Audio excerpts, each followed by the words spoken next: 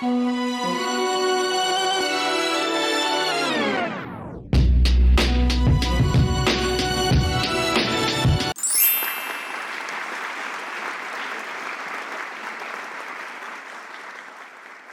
everyone, this is Raina Carrillo with Purpose and Passion.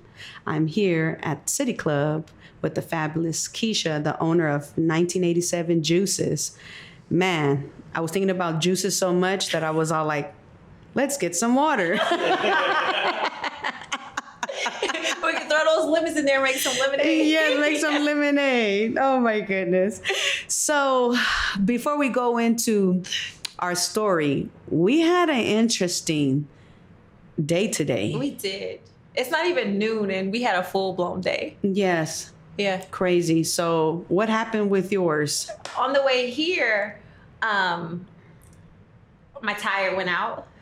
Oh, so my. what I did was I pulled over and put some air in it. So I put enough to get here on time. Yes, I'm yes, not yes. gonna miss it. But I'm gonna need a whole new tire when I leave. So that's how it started. Yes. And then mine started as, playing the role of a mother, right? Dropping the two girls to their summer camp program, got back home, and I seen nothing but like law enforcement, yellow tape, and it was a car accident that led to a woman's passing. Oh. She got struck by a car. And I'm just like, wow. And then we have, one of our peeps over here as well in the same room with us had his thing. So it's like, wow, we went through some things today. Everything was banging. So I asked my amigo, can you please give us all 3 waters, including you? Because I'm parched now. Yes, I'm like, oh my gosh. And you know what I did? I did pray for the woman. It's like, sometimes people don't know, like when we wake up, like this lady woke up today not knowing today was her day of crossing over. Yes. And it just made me feel the journey on this, in the traffic, I wasn't frustrated. I was actually praying for her. And I was also thinking to myself, like, our lives is not granted tomorrow. Yeah. So we have to make the best of it. Yes. So talking about the best of it, Mm-hmm. I want for you to share your story, your journey of your life before we get into the entrepreneurship. So where were your parents born and where were you born and raised? This is a great question. I am from Conway, South Carolina, a really small city next to Myrtle Beach, South Carolina. When I'm really excited, my accent comes out. Yes. I love it. So I'm from Conway, South Carolina. Both of my parents are actually from South Carolina. My mother was born in Conway, South Carolina, and my dad was born in Myrtle Beach, South Carolina. I'm blessed where I have like my mom and my stepdad, and I have my dad and my stepmom, with my stepmom also being from South Carolina and my stepdad being from New Orleans. Yeah. That's amazing. Yeah, well, my family, my mom's mother is from Louisiana. She was born on Avery Island. Nice. Where they make the Tabasco sauce. I love it. Yeah. So that's beautiful. I'm just excited because, we had a former interview when I was Straight from the Streets radio. Yes. And now we revamped it. Girl, you done came up. I love it here.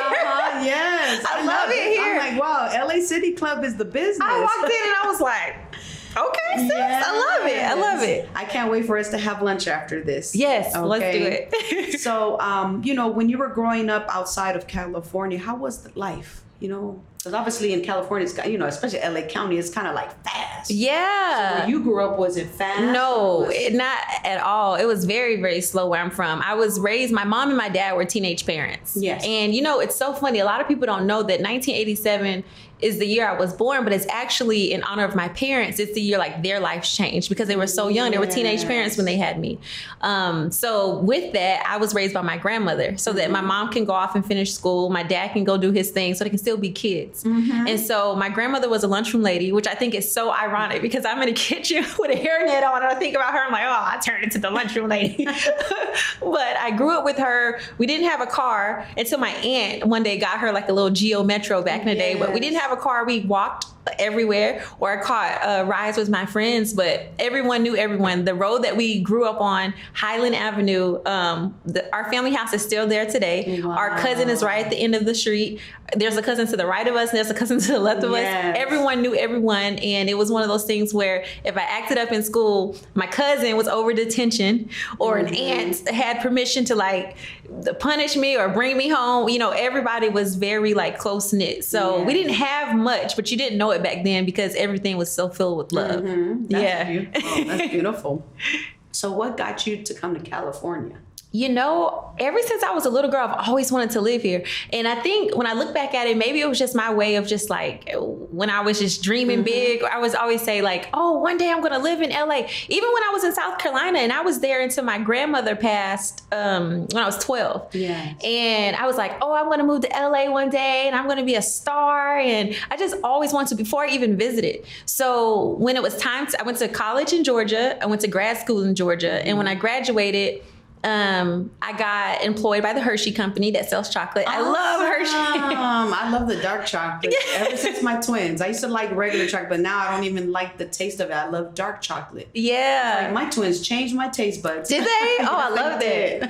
I am not a chocolate eater, but I love the brand, the Hershey, like the city, Hershey, Pennsylvania, being named after the employees, the branding. I love it so much. So that was the job or the company that I worked for when I graduated. And then they moved me to the West Coast in Vegas. Wow. And then we got to like travel around to like Hershey, PA, Texas, like visit other like districts and train and work with. And I got to experience so much. And then they promoted me again over to California. And when I got here, it was either time to get promoted to Northern California, to Pleasanton, or transition away. And I was like, you know, I love it, but I really just want to stay here. I've always wanted to stay here since I was a little girl. And so while I was working for Hershey, I started teaching these fitness classes. And so I was like, okay, well, in order to meet friends while I'm in LA, I'm just going to teach fitness classes and I'll just call myself Lakeasha Fit. And I was so stressed one day with work that I went 2 weeks without being able to have a bowel movement. It's like a lot of information. No, it's okay. It's okay. That's, I mean, you know, our show is, you know, about educating, teaching awareness, you know what I mean? Yes. So that's educating us because some people think that it's normal. Yeah, it's not. It's not. It's not normal. I went 2 weeks. It was due to stress. And so I said, you know what? I work so much. I'm just going to do a juice cleanse. I had never did a juice cleanse. Where I'm from, the only thing they had was powdered juice companies out there, you know, some of those. And I said, okay, I'm going to do a juice cleanse. I got introduced to farmers markets when I moved on the West Coast. That's not a big thing where I'm from. So I was like, okay, I'm going to the farmers market each week. I'm going to do these like grocery hauls and I'm going to juice or I'm going to make smoothies every day for 30 days. And that's all I'm going to have with like raw fruits and vegetables on the side. So I told myself I'm going to do a Daniel fast, but I got so passionate about it. I just stuck to just the smoothies and the juices. And so I did that for 30 days. All while teaching these fitness classes on the side. I noticed so much started improving. I originally did it because I couldn't use the bathroom. But it changed everything for my energy and my body. Like I was always a girl looking like she was 3 or 4 months pregnant and never pregnant. I was just always so bloated. And I realized that my food wasn't digesting properly. It was the bread, it was the sugar. And I recognized all that through the cleanse. And I also started doing it for my skin. Now my skin still has a ways to go, but when I get to a point where I'm brave enough to show these before pictures, you'll see how far I really came. And so when I did that, people in my classes were like, well, your stomach's a little flat. What's going on? Like these juices must be really working. Can you bring us some? So I was like, sure. So I started putting them in jugs with my name on it, Lakeasha Fit, and bringing them to classes. And then it went from the jugs to everyone was like, well, I want my own jug. So I'd give them their own jug. And they're like, you should take this serious and put it in some bottles. So I was like, okay, I'll put it in some bottles. And then I would put the bottles in. Then they were like, you should come up with a name. And I was like, okay, I'll come up with a name. And it was everything I did for my business and everything I still continue to do is based on a need for something. You know, I started off with 3 flavors because that's what I needed, but I added based on what other people needed. If someone needed help with Crohn's, with lupus, if they were in remission, I just added based on what was needed. And that's what I continue to do today. Well, you were talking about lupus. I'm definitely going to have to connect you to my boss's wife. You know, she gave me the bad news actually this week that her grandson has lupus. And he's, you know, he's not even like 5 yet. Oh, wow. You know? So maybe I can connect you to her to where he's able to drink the juice. You know? It's important. And I'm a woman in faith, so I always say, like, the doctors can tell you one thing, but God has the last say. Yeah. And as long as you're speaking life over your grandchild, or your son or your loved one, there's still hope. Yeah. So talk about that. Talk about, how it is to help people through your juices that have diabetes or lupus or things of that nature. Well, it's fun. I mean, that's not the word that people would use to describe it, but like you said, you have the doctor, but then you have your body. Like, your body can really tell you exactly what's going on, tell you where the pressure points are if you're in tune with your body.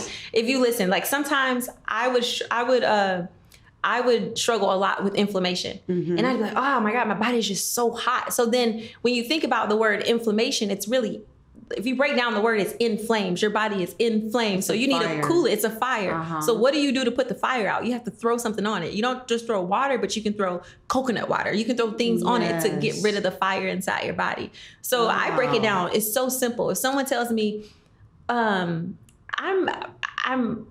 feeling gassy, but I can't have a bowel movement. And when they do, I say, well, send me a picture so I can see what it looks like. It's a little intimate and personal, but I'm like, well, your bowel and your stool can tell you everything you need to know about yourself. Either you're too dehydrated, and dehydration leads to a lot. It leads to mental health issues. It leads to acne. It's all very simple. A lot of things can be controlled if we hydrate ourselves, if we take a look at how much mucus is in our body. If we focus on 4 to 5 key things, that can solve the majority of our ailments. Oh, so what are the 4 to 5 key things? I would probably say dehydration. That's me. For sure.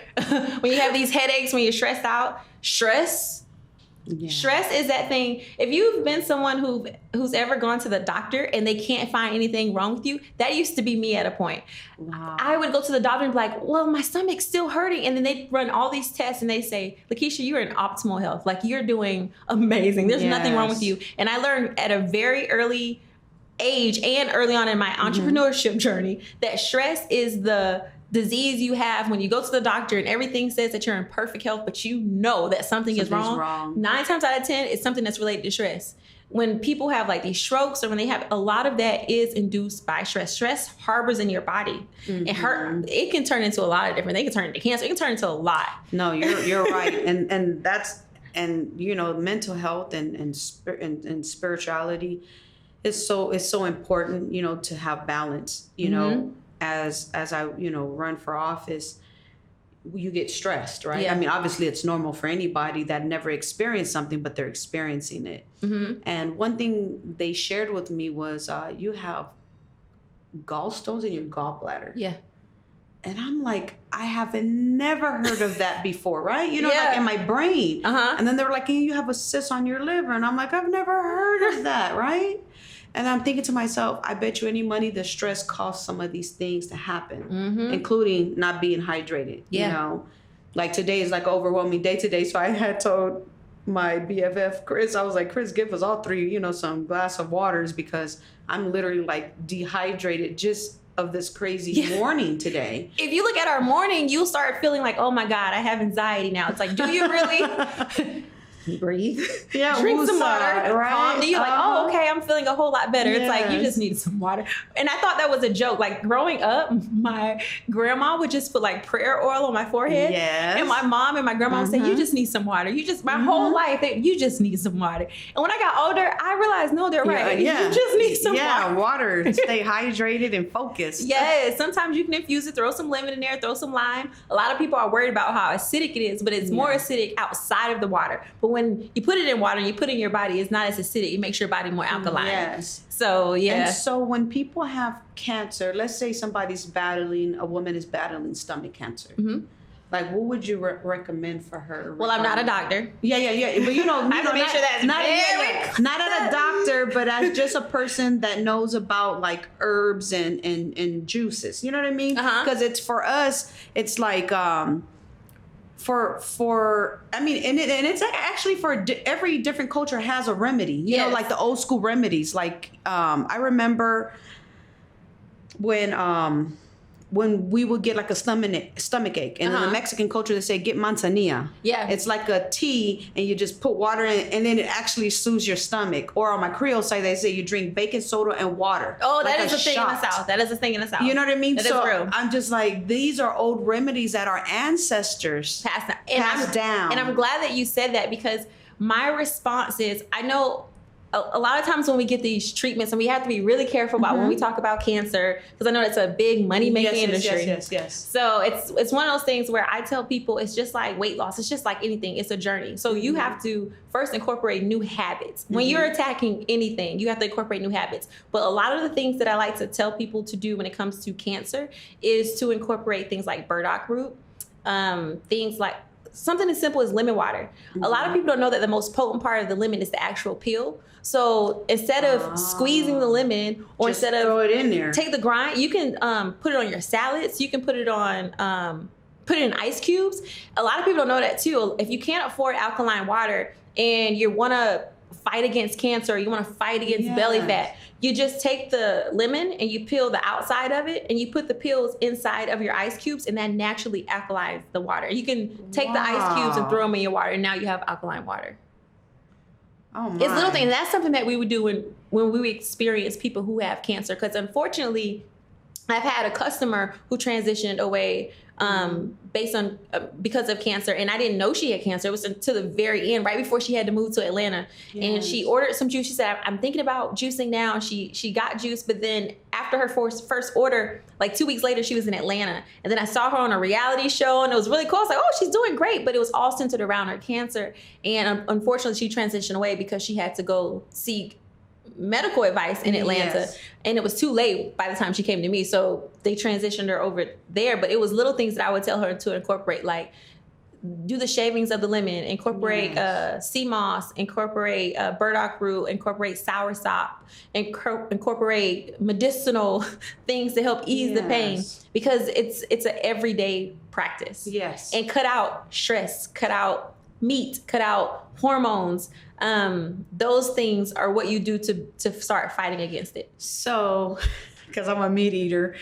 So let's say, what would be the idea? I mean, obviously they say organic, and then they say organic is not real organic anymore, right?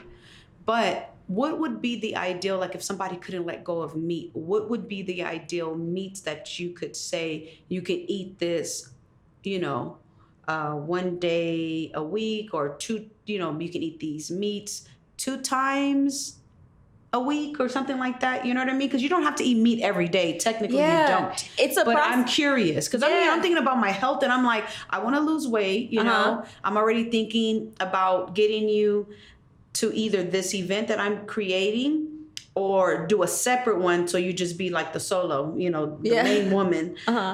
Because like, in our Black and brown communities, we tend to have diabetes, high cholesterol, cancer, and there's another one, but I forgot that one. High cholesterol. High blood pressure. High blood pressure. There you go. Yeah. And so just hearing you talk about this is so important to me, because, even though my health is not bad, but if I don't take care of these minor things, it could get bad.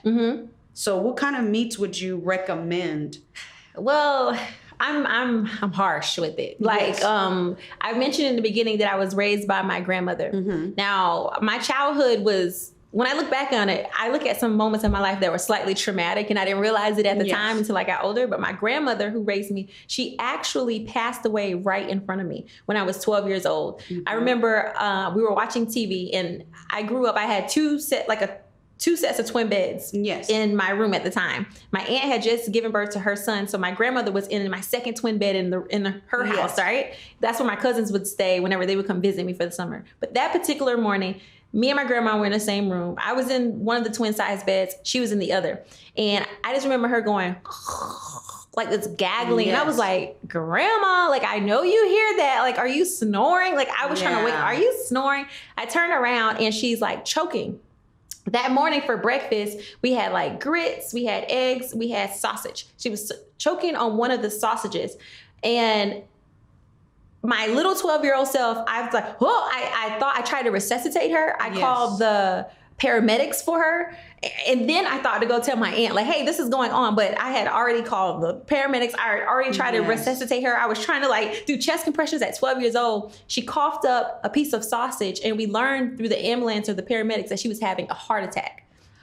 Another heart attack. And that was her second heart attack. She had one earlier on. I was too little to remember that one, but then she had that one, and she ended up just passing away like right in front of me. Yes. And that was such a traumatic thing to me. And I will never forget her choking on a piece of sausage and having a heart attack.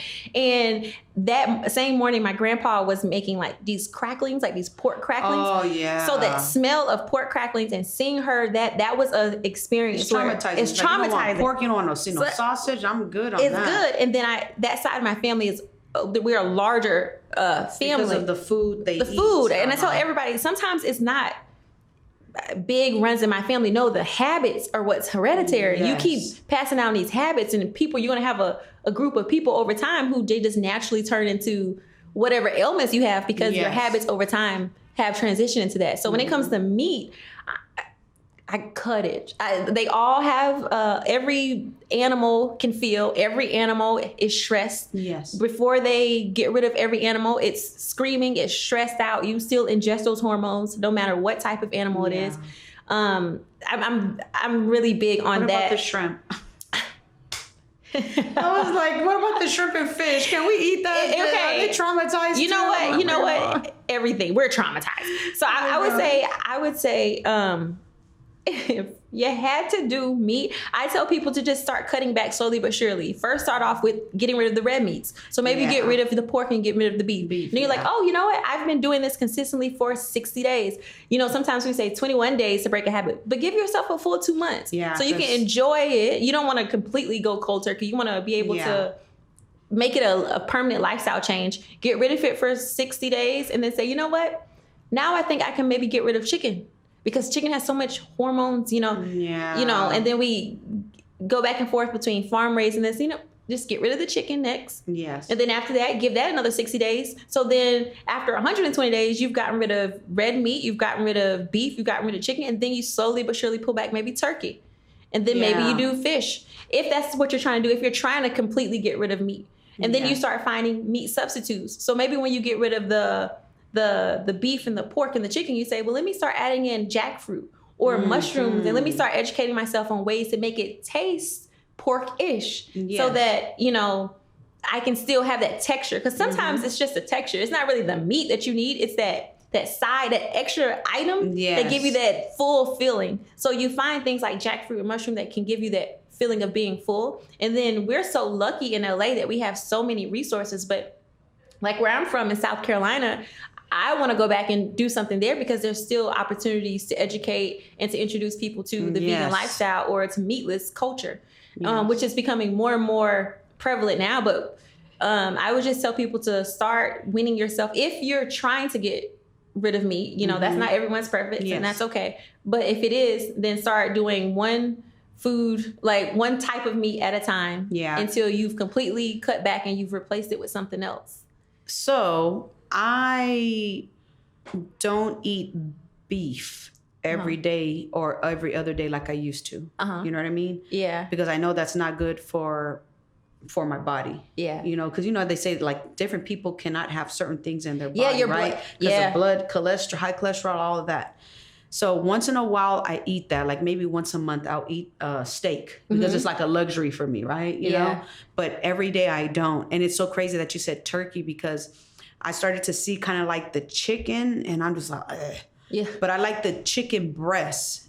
If I see other extras on it, I get grossed out. Yeah. So then I go into like the turkey ground beef turkey, make patties or, tacos or spaghetti, right? Yeah. And then I try to change it up with the not the regular spaghetti, but like the veggie spaghetti. The veggie spaghetti, yeah. So I'm learning little things because my husband, he doesn't eat meat. Yeah. He does not. He left it a long time ago, but it was hard for me. Yeah. And so I'm leaning on trying to lean on like shrimp, but not trying to do it every day because I'm trying to learn. Because one thing somebody shared with me was like, if you read the Bible, people weren't eating meat every day. Yeah. They would only eat meat when it was a festivity, a wedding. You know what I mean? Something of a celebration. But other than that, they didn't eat meat every day. Yeah. And I'm like, oh my gosh. So in my head, I said, okay, well, maybe I can kind of like stick with the beans. You know, I got to stay away from the pasta. Unless it's veggie pasta, you know. So it breaks down into sugar. Those carbs, that's what was taking me out. The sugar, the breads and the pastas and all of the potatoes, that was messing me up for a while. I had to slowly but surely let some of it go. Potatoes, I just switched over to like sweet potato. Sweet potatoes are delicious. Oh, I love sweet potato fries. so now that you're educating the community, you know, about eating healthier, or, you know, having people, you know, help them transition to being a meat eater to, you know, not eating meat. Yeah. You know, when is your next event or next class? You know, and how can our clients find you on Instagram or your website? I wish you would have brought the drinks. It was a part of the morning. I know. But you know what? Sometimes you may not bring the product, but you are the juice. Yeah, you are the juice. I'm the juice. But I like the you know, the showcase at the table, you know. And they're very delicious, you know. So I want you to share, you know, with the viewers, like, you know, how can they reach you, you know, through Instagram, your website, but also when is your next event, you know? Yes. Okay. So the last event, the event that we threw, like we have weekly pop-ups and stuff that we do at different events. We do those like every week. But the last event that we actually did was COVID, like February, like right before that March. We had one planned for April, but COVID happened. So I'm planning on bringing one back the end of this summer, which I'm excited about. I have to confirm all of the details for the location first. Yes. But if you want to find out more about it, you can always go to our website at 1987juices.com or on Instagram at 1987juices or Facebook at 1987juices. Or we have a chat. We respond in real time. Yeah. So before we end the show, I wanted to ask you two powerful questions. Okay. What is your purpose and what is your passion? Okay, I'll answer passion first. My passion, I've learned, is transformation. Okay. I love juicing. I love what it does for people. But what I'm passionate about is journey, is the journey from point A to point B to point C. I love that for people. Yes. And I'm lucky that I get to do it within the health industry, but I am really passionate about transformation. Someone taking their life from this place to this place and then being able to reach back and give it to someone else so they can do the same thing. That whole domino effect, that's what I'm passionate about. That can come through even in our branding. I love the fact that we used to use like the little circle Avery stickers. Yes. And now we got our nice branding. It's like processes, journeys. Yes. That's what I'm passionate about. I love transformation. I love seeing someone say, this is who I want to become and this is what I want to do. And they actually complete it. Like they start it and they finish. That is awesome. That's what I'm passionate about. It's a general thing, but it's something that has been very beneficial for me because I finish everything that I start, or I accomplish everything that I set out to do because I'm passionate about the process. I'm passionate about the transformation of it all and helping other people. I would say my purpose, that's a difficult one. Right? Just because that's a strong one. That's a strong, your purpose is bigger than you. It's like the Creator put us here for a reason. We know that we're here to, we know that we're here to create. We know that we're here to procreate. We know that we're here to think of these amazing ideas. So when it comes to like my purpose, I think my purpose is to live my most fruitful life while I'm here, because we don't know if we get a chance to do this again somewhere else. Yes. Purpose is a really powerful thing. It's like the only person, for me, my juices, right? I know the purpose of the juices because I created them. Yes. The person who created me knows why I'm here. Yes. The juices, they don't know exactly what their function is. They just know that they're here to service or be of service to whoever they're given to. So I look at myself the same way. I know that I'm here to be of service and to serve those people that I am impacted. So that would be Purpose. Okay, yeah. To like, because you're a creator when you're creating this. Because people can make juices all day and it be nasty. Yours are not nasty. Right. It's so delicious. I'm from the South. They can't be made with love. Made with love and a little Southern twang. People are like, you just collard greens. I was like, baby, I'm from South Carolina. They rather eat them with some pork in it rather than drink them. But if you make them hit, it's gonna win every time. Very true. Very true. Oh my God. Well, it was nice having you here on the Lux Media show. Yeah. Studios, but as well as, purpose and passion. You have a purpose to give back. You have a passion to create these juices and to help people live a longer life on this earth. Yeah. I commend you and thank you for just, having your beautiful presence here. Thank you. And until next time, this is Raina Carrillo signing out with Purpose and Passion. Bye. Bye. Glutathione is a big word. It's the body's own master antioxidant. It's a scavenger for free radical, bacteria, and viruses. There are no products in the market with the ingredient NASET. NASET increases the production of glutathione that's in our body already to strengthen and enhance our immune system, elevate sense of well-being, support muscle strength and endurance, cognitive function, and liver support. It helps with increased energy and blood sugar regulation. Get your bottle of GSH Plus from www.salvationnutra.com.